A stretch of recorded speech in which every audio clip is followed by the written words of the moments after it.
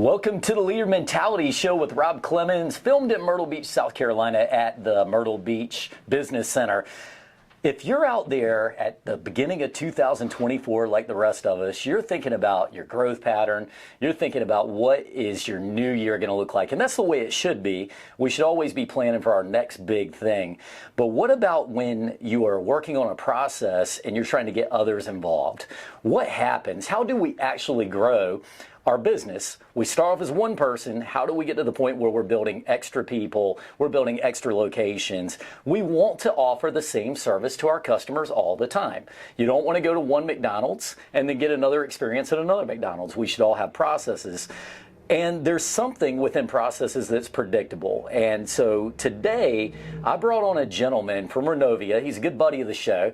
And he's going to talk about how Renovia has continued to grow and how they've continued to thrive with processes that make for predictability for their customers. And so I want to welcome none other than Ryan Condron. He is the regional sales manager for Renovia. Welcome to the show, buddy. Thank you. Thanks for having me. Man, it's good to have you on the show, man. We've been talking about doing this for a while. It's been a hot minute, yeah. Yeah, absolutely. Well, we're coming off of Christmas and stuff. How was Christmas for you? It was good, busy, kids, family. Yeah. All right, so with the kids, what kind of a dad are you? You know, every set of parents, you got the kids who are like, they either get like 2 presents, and you got the ones who are going to go too crazy. What do you like to do? I'd say we're pretty moderate. Yeah, right? moderate, like right not in the middle. crazy, but Yeah. right in the middle, enough to keep them busy or what we thought would be busy, but and we try to make it more about what Christmas is, not really what I dig the that. gifts, right? So Yeah. You want to kind of keep it in, like keep the mindset for the kids of, Yes. hey, this is about a time of thankfulness Exactly. Yep. and spirituality Exactly. and things like that. Well, that makes a lot of sense. How old are you kids? Oof, we got a range, 19, 18, 8. Okay. Nope, sorry, 9 Dang. and 5. Wait, 9, Wow. 8. That is a range, man. Yeah. So you got so I always think of parents and when your kids get to an age where you can play with their toys. That's a thing, right? Absolutely. Yeah. Yeah. I build Legos. I play with the Legos, I'm not a big, get into, the fantasy of it, whatever. And Right. They come up with wild stories, but, fly it around. I did a Forrest Gump scene out of Legos for them. Hey, so, that's a contractor at heart, man. Whenever you're still building. Yeah. That's awesome, man. Well, what all's been going on with you, man? How's everything? Everything's good. We're personally we're doing great. Things are moving along. We my wife and I love Myrtle Beach and love the community. We've been involved forever. We met through the business community, so that's great. And then work-wise, Renovia's growing like a wildfire. Yeah. Things are really taking off. We finally solidified our sales team, which has been a challenge, but we've got a really solid team now, and we're cooking. Well, so talk about Renovia. What is it that you guys do? So we're a commercial construction company, and I caution myself, and I probably should have paused before I said that, but when I say commercial construction, everyone's like, oh, great, you build houses, you build buildings. Right. We try not to.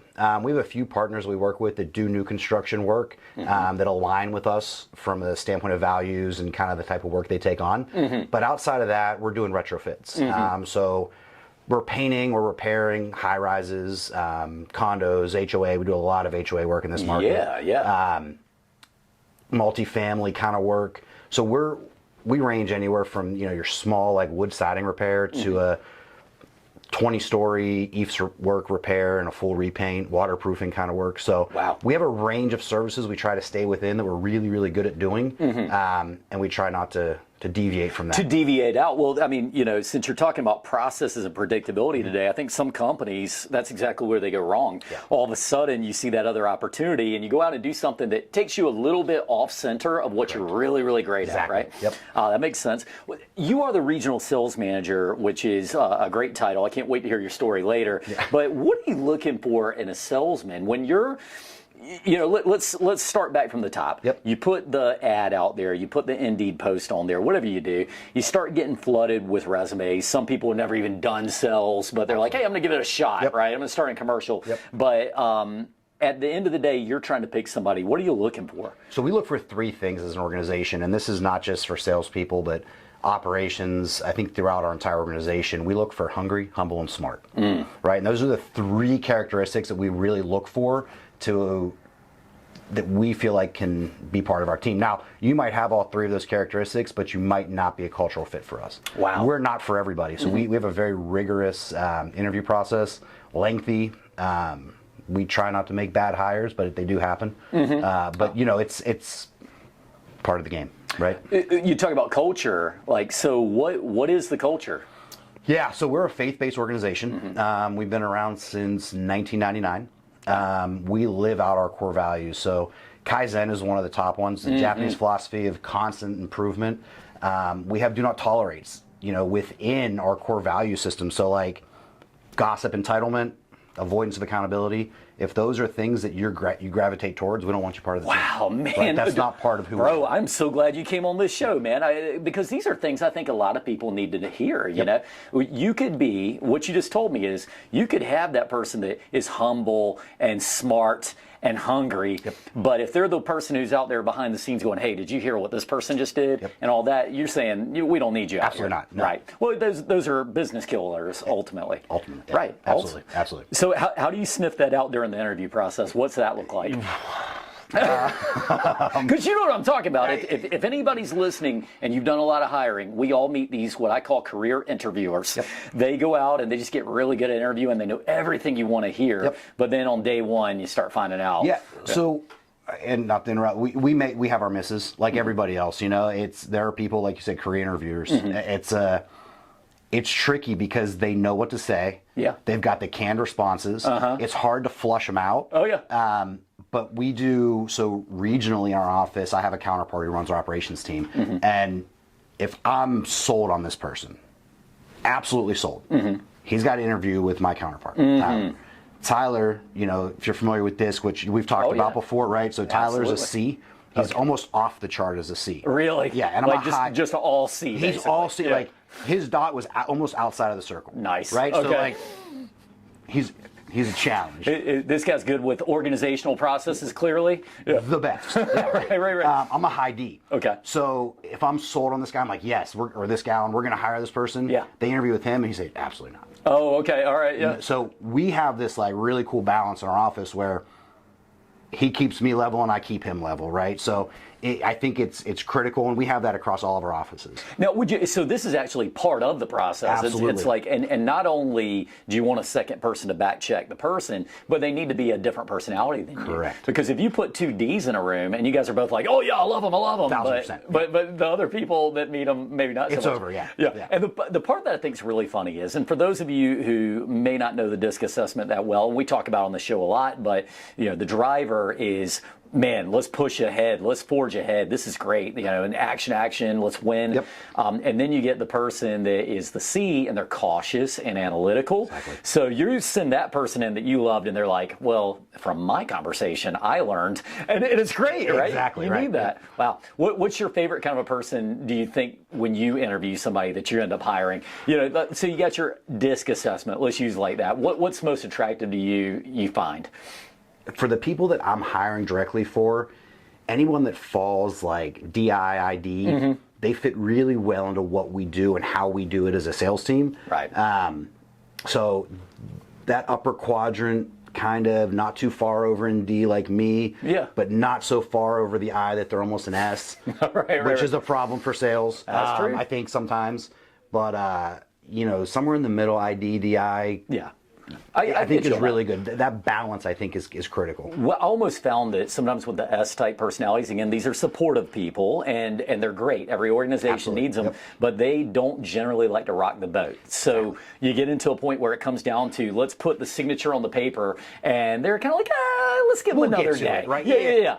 They'll call me when they're ready. Well, maybe not, and probably not, if we're being honest. Hey, man, sales 101. Some people want you to ask for the sell before they sign. Absolutely. So we're all thinking, well, if they like it, they're going to sign. Nope. Some people are waiting That's to exactly be asked for. So, well, very cool stuff. So you guys have been growing a lot. I know that was something. What is the ultimate goal for Renovia, do you believe? I mean, are they looking at going 100 locations across the nation? What's the thought? I don't know that I can talk to the number of locations that we're planning, because I don't think we know as an organization how many locations that takes. What we do know is we're developing a process where we handle accounts from a national level throughout the country.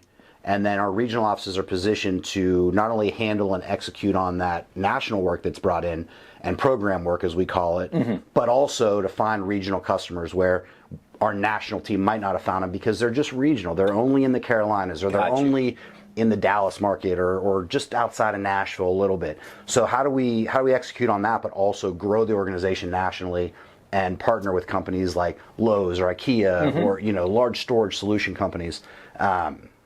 That's the challenge, right? So how do we make that work? And we're kind of doing some structuring from a national side that meets with the regional side so that we can all partner and come together. Yeah, make a plan for the future. Exactly. I'm curious for this. So let's look at a small business. Yep. I'd love to go back to Renovia back in 1999, Yep. if you would. And I want to talk about, they started this, how did that look when it started, and what did they do to get to this level? I mean, I think it's the American dream, right? We're like, hey, I'm not, some people do want to stay small. Maybe they just want to be one location, but some people start off with an enterprising idea. Take me back to that beginning, if you would, and tell me kind of how you perceive that it got to this point. Yeah. So our president, Matt Rolson, he partnered with two guys. They are part of a large organization that I could kind of describe it like like investment capital, almost to a degree, but not. Very selective in the companies they bring on. They've got a core group of companies called Threefold. And what they did is they pulled Matt out of Sherwin-Williams and said, hey, could you run a paint business for us? So Matt said, sure, of course. I don't know how the conversations went or what was said back in 1999, but Matt's a whiz with business and with people.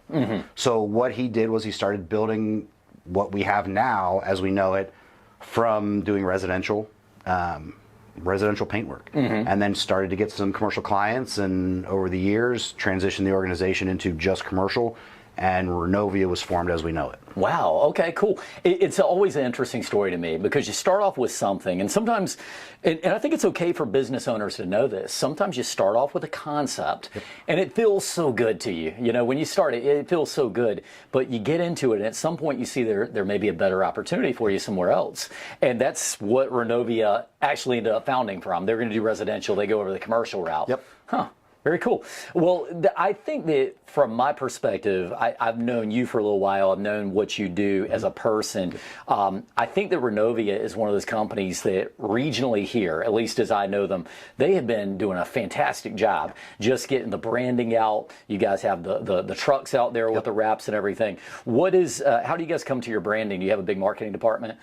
Sort of. So we've got two folks that focus solely on marketing, and that's kind of new to the last 18 months. Okay. So prior to that, our senior VP of sales, Chris, was kind of double duty in it. And then we had some flexibility at the regional level to kind of, hey, we need to do this or we need to do that. And we still have that now, but what we're doing as an organization is aligning that message so that no matter what market you're in, no matter what customer we're talking to, Renovia as a brand is doing the same thing. So like we talked about predictability earlier. One predictable outcome is what we're looking for. Yeah. Whether you own one building, like the building we're in, and you need this repainted or you need some repairs done, or you own 12 resorts and you need them all fixed and redone, and there's a tons of work that has to happen, we can provide the same outcome every time. Wow. Man, that's cool stuff, man. I like where we're going with that. So Ryan, I know that, like I said, when we ever get together, we're always talking about ideas and we're trying to think of new things. So I was going to show you this, a little show and tell for the show here. Have you ever heard of Patrick Lencioni? I have, yeah. Yeah? Yep. So I'm on the CCAR Education Committee. I'm the vice chair, I think they call me. But anyway, we're on the leadership committee, and they gave us this book. And I'll tell you what, I've heard about this. We had Michaela Cates on the show at one point. She was talking about Lencioni. And it's called The 5 Dysfunctions of a Team. So future show, I'm going to be talking about this. I'm going to do a full essay there. But you're a book guy. What kind of books are you into? I try to read everything I can. Yeah. One of my favorites, one of my go-tos, kind of like reference books, I guess. It's called The Book of Five Rings, so talking about 5 things. Oh, yeah. Written by Miyamoto Musashi. He was a samurai in the 1500s or 1600s. And he applies swordsmanship to life, right? Like, I think he registered or logged, or however you would log it back then, right? The most kills, right? He was an undefeated swordsman, whatever it was. But he talks about how we apply what we do and discipline, right? Like, I think we've all heard the quote, hard work beats talent when talent won't work, right? Right. And that's what he says. You know, that's one of the core messages in his book is like, hey, if you're disciplined and you do the right things every time, you'll beat someone who has innate talent or is just more athletic or larger or stronger. If you're disciplined in your practice and what you're doing, you're gonna win. You know what? I like that because we know that, again, as a sports fan, every year in the NFL draft, you'll see this kid comes out, he's running the 40 time, 4.35 or whatever, can bench press 225, 35 times or whatever. But you get to this point where they get on the field and they don't have the will to do it. And I don't want to call it any players. I'm a Washington fan, so we got plenty of them. but you know what I'm saying? It's the dedication to the consistency and the effort will always win out. Absolutely. So, okay, cool stuff with that. Yeah, what else? So, one of the other things that the central themes of the book, or, I guess you have to draw this theme out, but, I don't think he's credited with the quote, but it's something that I love.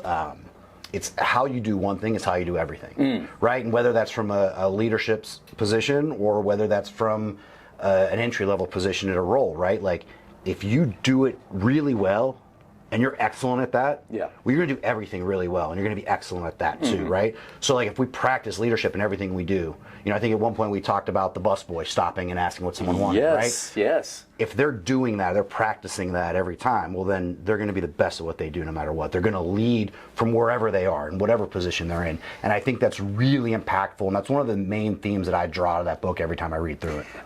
That is, to me, a lesson that I think everybody needs to know because we all go through our ups and downs of lives. But I think that so often you'll meet people who think they're in a job that's beneath them. You'll see that attitude. Sometimes you'll see the employee who says, I'm not paid to do X, Y, Z, and therefore I don't want to do it. Sometimes you'll see the employee who just, they're not going to commit to something because that's not where their next job is going to be.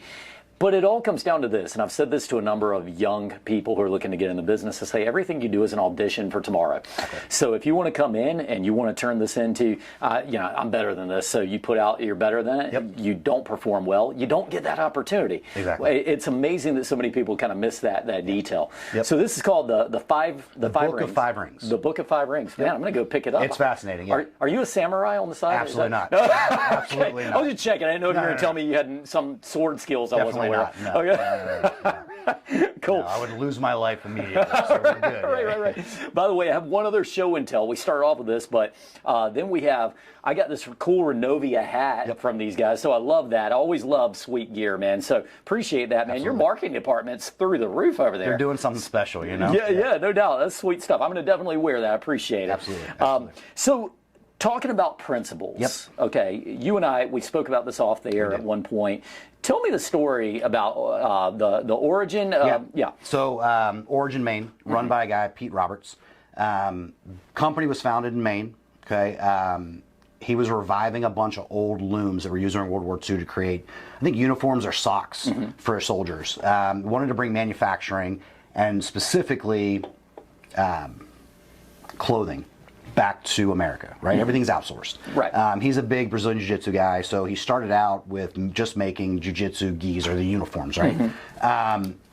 Which then started to grow. They've got lines of jeans and boots and belts and wallets and all these other things that they're creating here.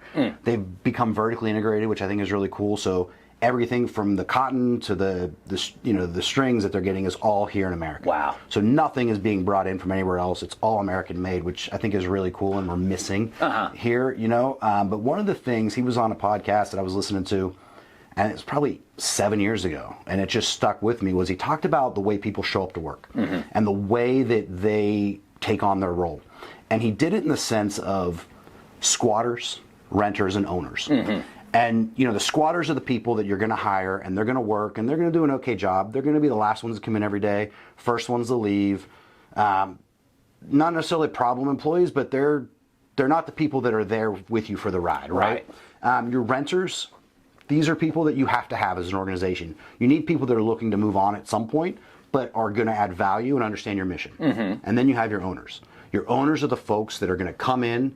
They are bought into the mission. They're part of the team. They have those value adds within the organization, and they're coming in early, they're staying late when they have to, they're working in the evening if they have to. And I think that when I talk about that, and when I talk about the working in the evening if they have to, or working late or coming in early, I think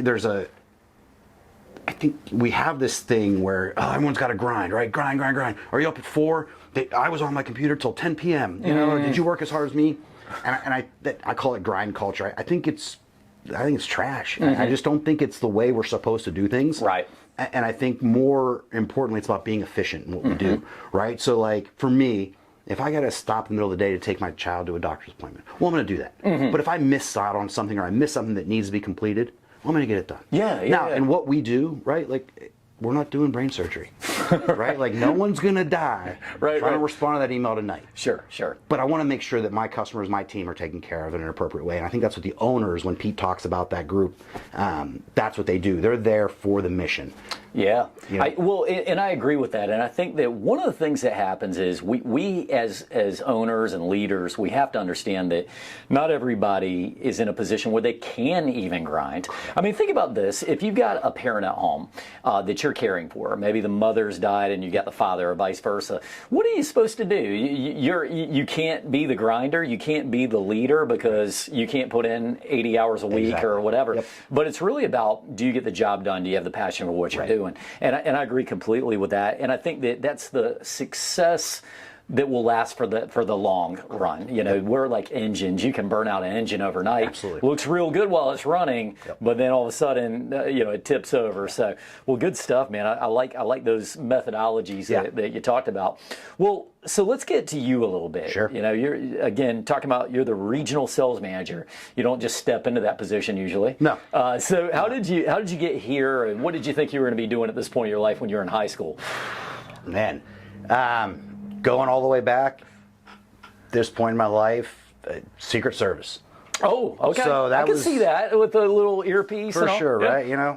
Not for me. But that was kind of my thought. Like, hey, this is what I want to do. This is where I want to go. Yeah. I had some other options, and when I was in college, I got a job to help pay for stuff in school and selling at a Radio Shack of all things. Oh, okay, yeah. And I'm that old. There was a place for batteries that wasn't Amazon, And boom boxes. And boom boxes and computers. Things that, those popular items from 2023. Long gone. But it was a commission store, which was rare. There weren't many of them, I guess. I don't know all the details. There were 2 types of stores they had. And I started making a lot of money. And I realized, I kind of have a skill set here that works. Okay. So as I kind of went through school and moved on to different things, I found myself in these sales roles and kept growing. I found myself in telecommunications for a few years. And that parlayed to a relationship with someone here, North Carolina, that was like, hey, there's an opportunity here to help grow a business.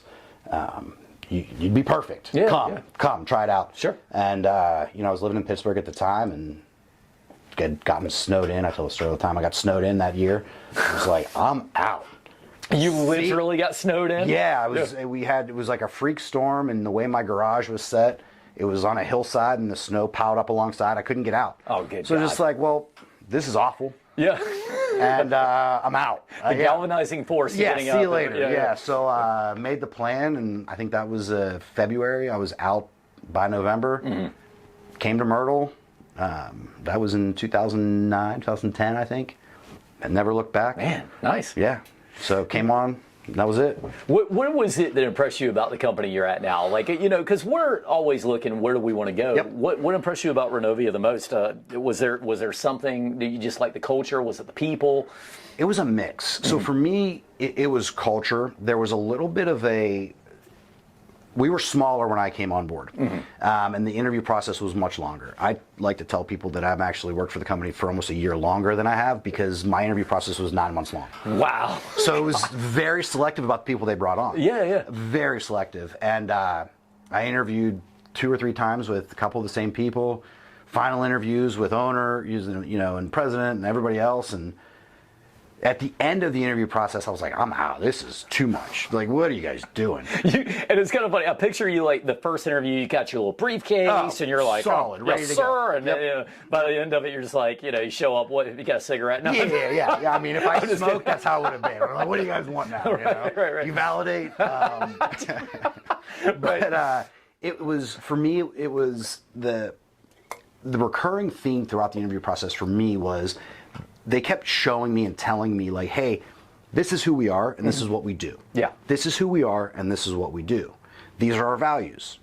Everyone lives these values. It works here. And, I think we talked about this briefly before off air, but like, there are companies that are building something and they're growing, right?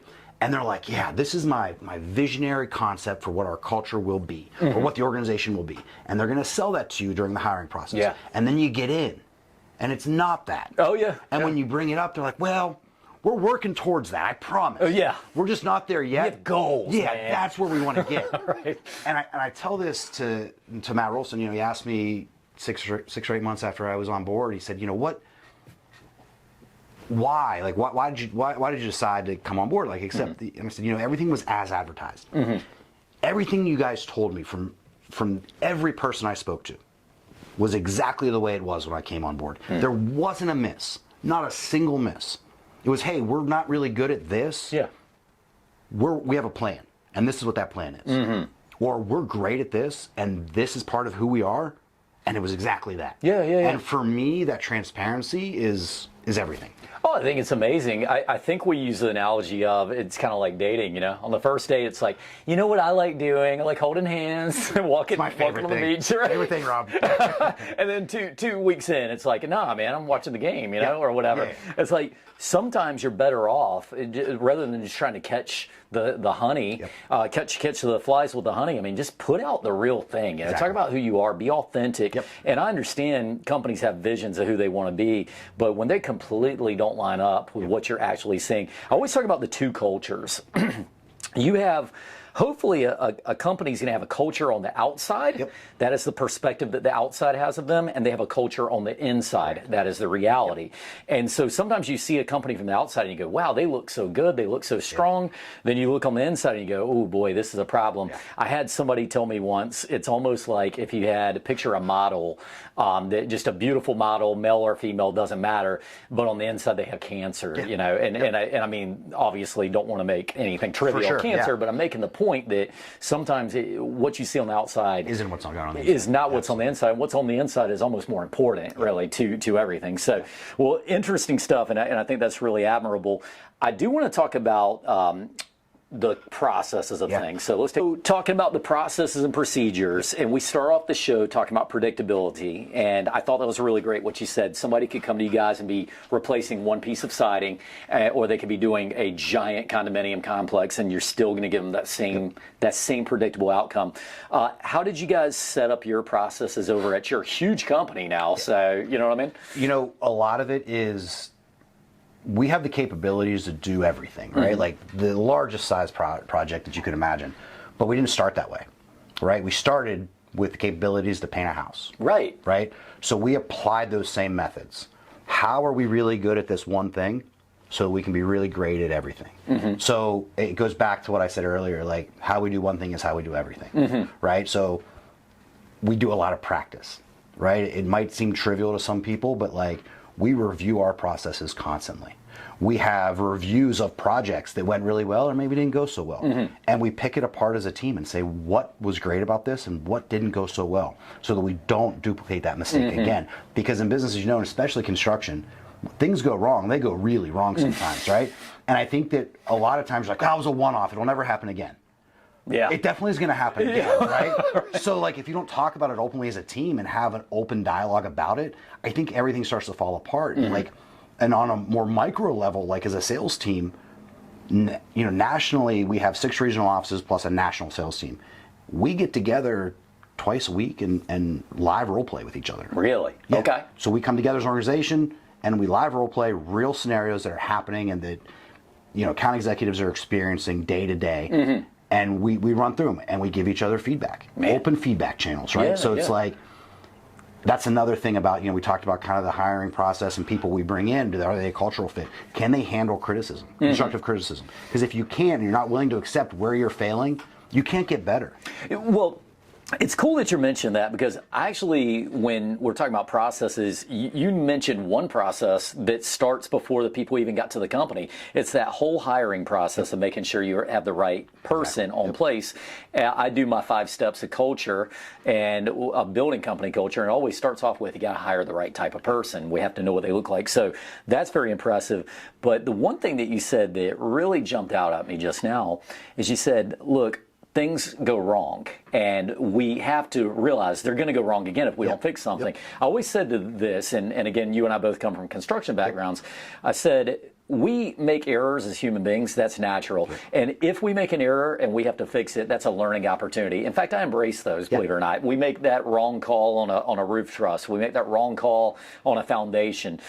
That is a learning opportunity. But if we do it twice, it was a mistake. Exactly. That's exactly right. You know what I mean? So, like, from your perspective, what you're saying is you guys are actually revisiting the process. And it's like, how do we keep that from happening again? And that's got to bring a lot of comfort to the customers and to the employees. It does. And I think part of that, too, is our team, whether you're in our Myrtle Beach office covering the Carolinas, or you go to Dallas and you get into that office, we're duplicating the same things.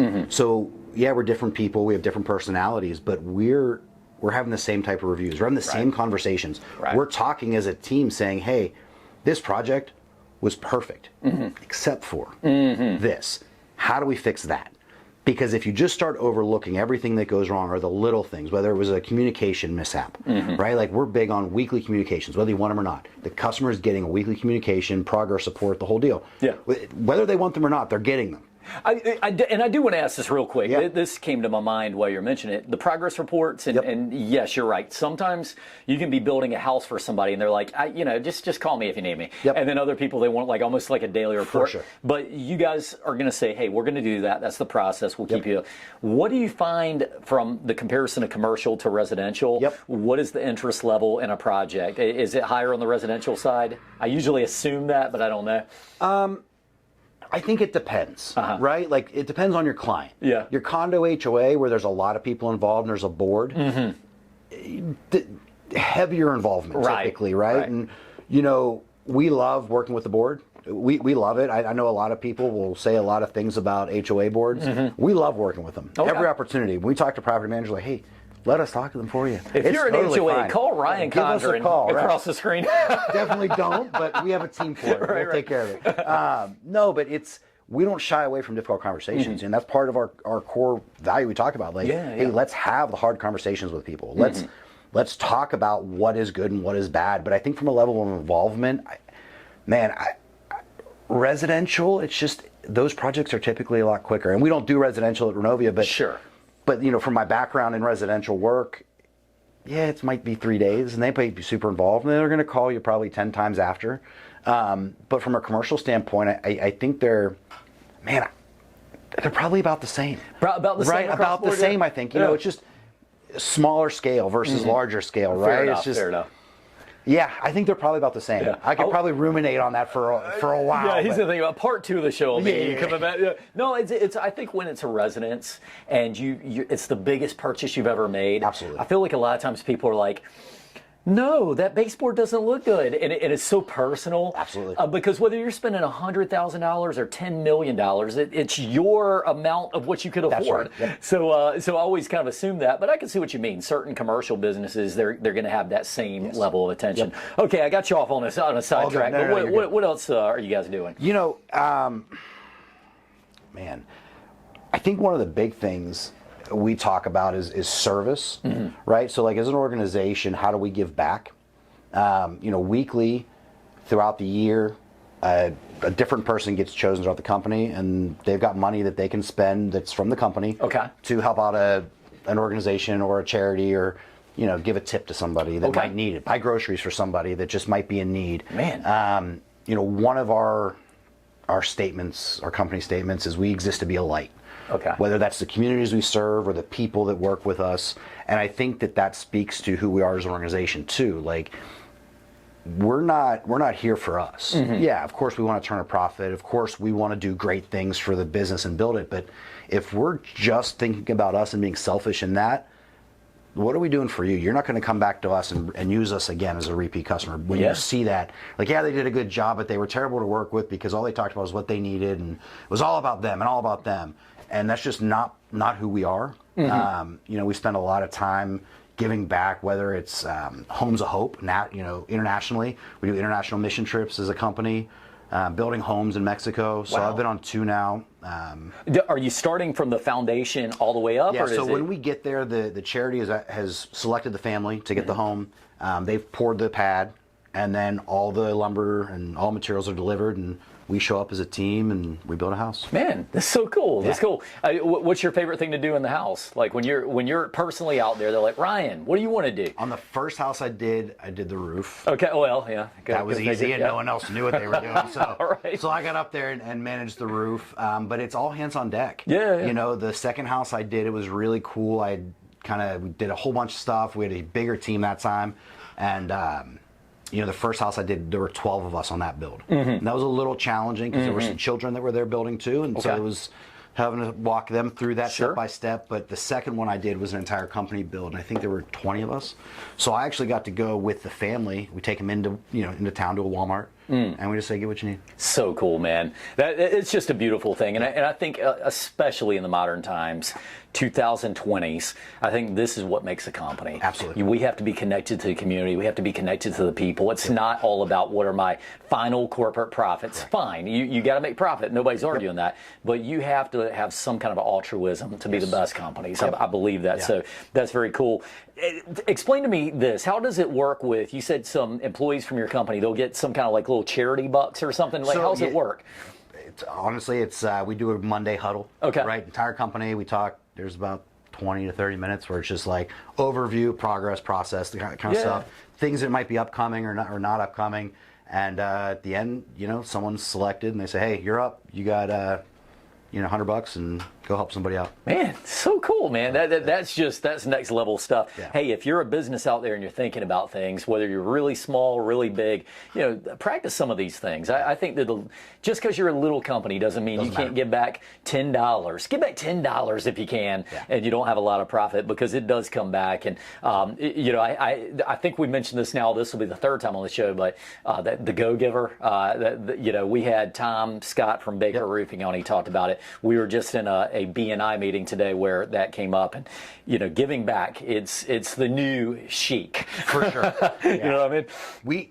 I try not to talk about it, right? Like, I just feel like everyone talks about it. They want to put it on camera. Don't make it a marketing thing. Exactly. But I think it's a big piece of, what's really cool for me, when we go, like the mission trips, for instance, are a really good example, but even smaller than that. But we go on the mission trips, we have some people that work for us that, 20, 21 years old, and they go, and we're going on the hillsides of Tijuana where there's just dirt. And they're seeing how people live, no shower, no electricity, and they're happy. Yeah. These people they're happy with what they have. They're not, I feel like we're in this world of chasing the next big thing, the next great thing, the next car, the next house. And these people are living out there just happy. Well, happy with what they have, happy with where they are, and we're able to bless them with a home. You can't duplicate it, you know? There's a message in there too, and it's almost biblical to get back to it. If your cup's never full, so when you find these people who are out there just joyous to be in that situation, and then you can even give them more of a blessing, that's some pretty awesome stuff. And what else is the company doing? I think you said United Way. So locally, we've helped out with United Way, Salvation Army a little bit here and there. We started helping out with New Directions of Horry County recently, which phenomenal organization. If you don't know about it, check them out. They always have a need for help. So to your point, a small business that's looking for somewhere to give back, New Directions is a great place. They help shelter homeless. They've got a whole separate side for women and families. And, they always have a need. So look out for them. That's awesome stuff, man. Ryan, I mean, I know we can talk all day because we've done it. We have. This isn't just on the show. We've actually done this. So, but I think that's a good place for us to kind of like wrap the show there, talking about processes and predictability. And sometimes your processes, he mentions service as a process, and he's not just talking about to the customer, he's talking about to the community. Absolutely. That's very cool stuff. Well, Ryan, very good having you on the show, my friend. I appreciate it. And I want to thank you again for the hat. Absolutely. I'll be wearing that out in public for sure, because that is a good looking hat right there.